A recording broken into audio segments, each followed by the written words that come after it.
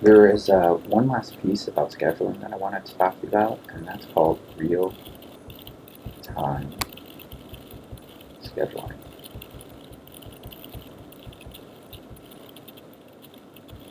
So I wanted to define what that means.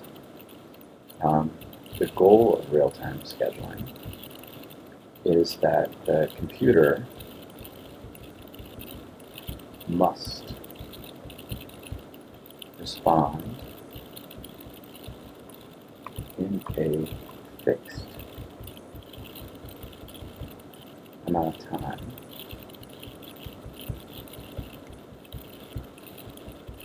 to some form of stimulus. So usually stimulus is some event, something happens. So let me give you some examples of systems that need real-time scheduling. So if we were to convert a DVD to a file, all right, so the act of converting a DVD to a file, the DVD has a lot of information, and you're reading that information and processing it and saving it to disk. So you have to respond to the buffer of DVD information before the buffer overflows and get that buffer read onto disk. And so that's one example. 2, heart patient monitor.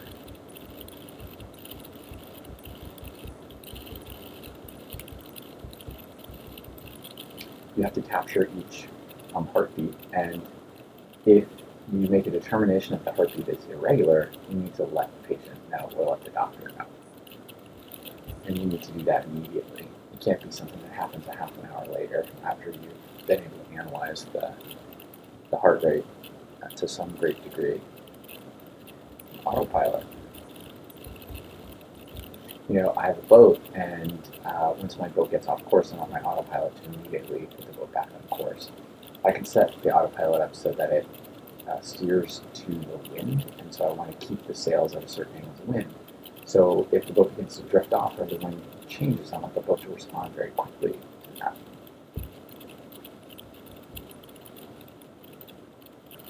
Also, let's look at something more serious, like an airplane autopilot or a car autopilot. You're responding in near real time to information that's being fed into the system.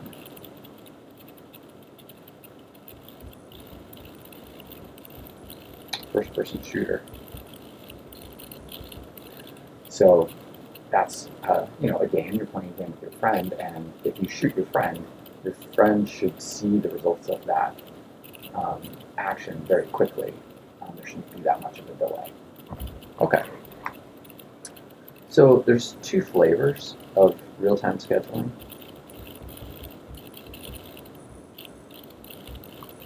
There's hard real-time scheduling, and that means that the deadline must be met, or really bad things are going to happen. So in the case of these examples, where are we at with must be met? Well, probably 2, heart patient monitor, and 3, the autopilot, are examples of hard deadlines.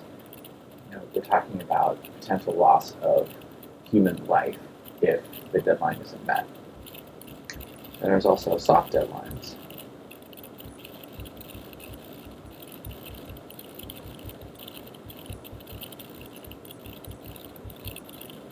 Where the deadline can be ignored occasionally. Okay. Now, there's 2 types of stimulus. So this is 2 flavors of deadline. This is 2 flavors of stimulus. So the first flavor is called periodic.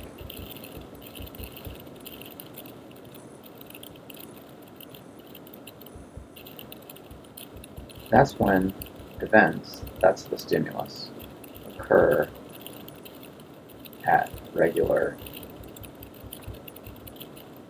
intervals. So I'm going to give you an example of periodic stimulus in a second, but it's basically, you could say every certain number of milliseconds, this type of event is going to occur. And it's fairly predictable. And then there's aperiodic, and that's when events occur at unpredictable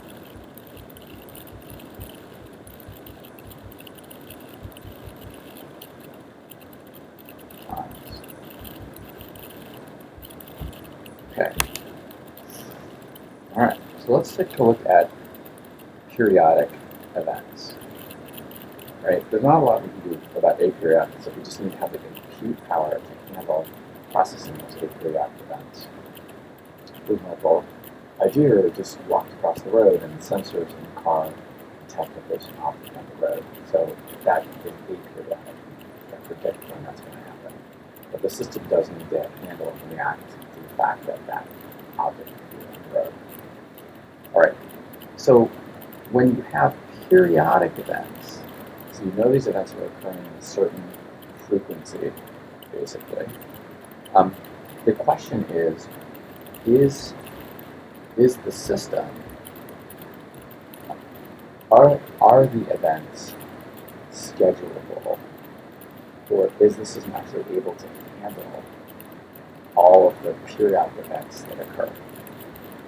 So this is called schedulable, or schedulability. Let's do this. Say schedulable. Like that better. So we're trying to answer this question. If we have periodic events, does the system have the resources to handle those periodic events? Right? So let's do an example. So let's say we have every 100 milliseconds, we have an event. So here is the period. Every 100 milliseconds, we have an event. And here is the resource line.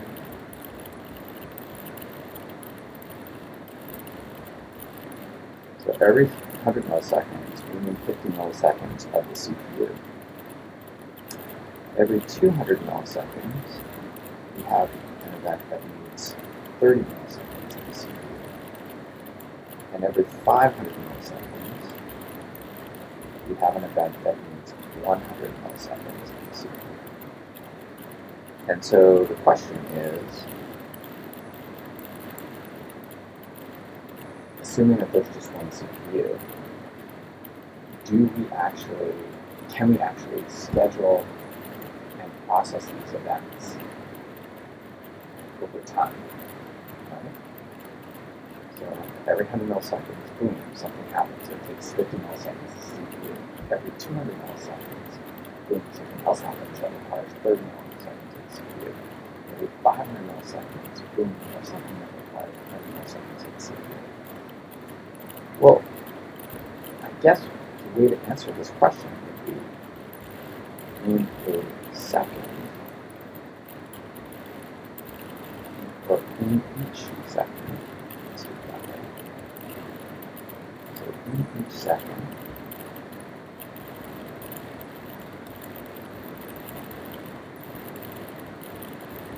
and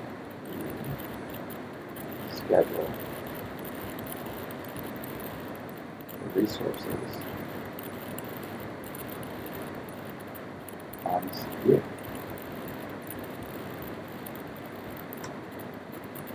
Okay. So, how would we do that? Well, look, if we have this period of every 100 milliseconds something happens, then that means in a period of a second, every second, we're going to have 10 100 millisecond events.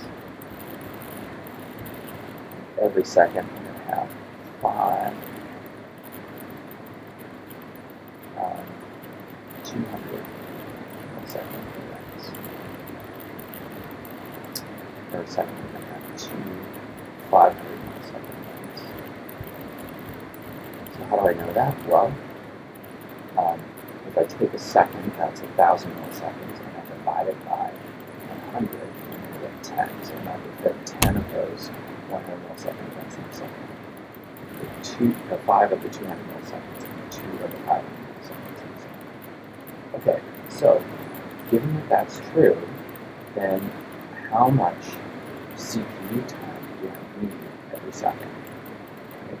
So it's 10 times 50 milliseconds, that's how much time every 100 millisecond that needs, plus 5 times 30 milliseconds, that's how much every 200 millisecond that needs, plus 1 times 100 milliseconds, and that's how much time every 500 milliseconds needs.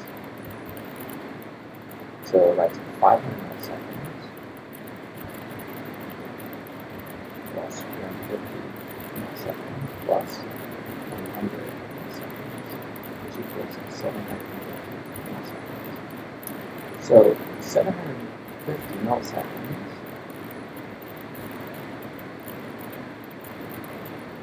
is less than or equal to 100 milliseconds, which is the entire second. So every second we need 750 milliseconds of CPU. So we can do it. If you needed more than 1,000 milliseconds, CPU would not be able to scale all the units. Now, that also, interestingly, means that the CPU utilization is 75%. Because it's 750 milliseconds. Out of every 1,000 milliseconds, 750 milliseconds is used for using the CPU at 75%. Now, there's a way. Okay, so we can generalize this example so that we can figure out if any set of periodic events are schedulable. And the way we can do that is sort of think about this CPU utilization idea. All right? So if the CPU is 100% utilized, or more than 100%, actually, if the CPU is more than 100% utilized, then it means we don't have enough CPU time for all of the processing units of events. So let's take a look at the current example. If we have every 50 milliseconds, every 100 milliseconds, we need 50 milliseconds of CPU, then this particular event, the 100 millisecond event, contributes 50% to the CPU. And if we have every 200 milliseconds, we need 30 milliseconds of CPU, then this 200 millisecond event contributes 15% to the CPU utilization. And then every 500 milliseconds,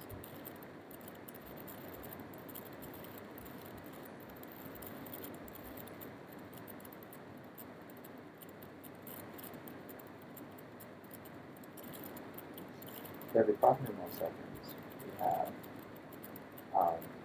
100 milliseconds of CPU utilization. That contributes 20%. I see I made an error here. Over here, I said 1 times 100 milliseconds, but every 500 milliseconds, there's two events that occur over 3 seconds, so that gives us 2 milliseconds. And that gives us 850, which is 85. So I made a mistake there. All right, but this is actually a real mistake. So the 100 millisecond event contributes 50% CPU. 200 millisecond contributes 15%. The 100 millisecond contributes 20%. So when you add all of that up, you get 85% CPU. So as long as we don't exceed 100% CPU, we're okay. So let's imagine, just for example, that instead, every 100 milliseconds, we need 150 milliseconds of CPU. Right, so this is a very demanding event. So you can see what I'm learning. If every 100 milliseconds we need 150 milliseconds, then what's going to happen is the first event occurs, and you start using 150 milliseconds of CPU. Before the CPU can be released, the second millisecond event, that's also 150 milliseconds of CPU. We're going to have to wait 50 milliseconds into that second millisecond event before the CPU is free the second millisecond event to start getting CPU. So very quickly, the CPU is going to get behind. Never ever going to get about the CPU in this particular event. So you could look at 150 divided by 100 divided by 100 milliseconds. And that means we have 150 milliseconds CPU just in this one event alone. So that's not important. Now, we can actually generalize this by doing this. So if we sum up all of the events starting from event number 1 going to event number 20, and we take the ratio of the resource requirement for that event over the period at which the event occurs. This is going to give us the CPU utilization for a single event. We're going through all the events and we're adding all up. So effectively, we're adding up all the percentages of CPU utilization needed at each event. And as long as that is less than or equal to 1, then we're going to be happy. So it means that it's scheduled.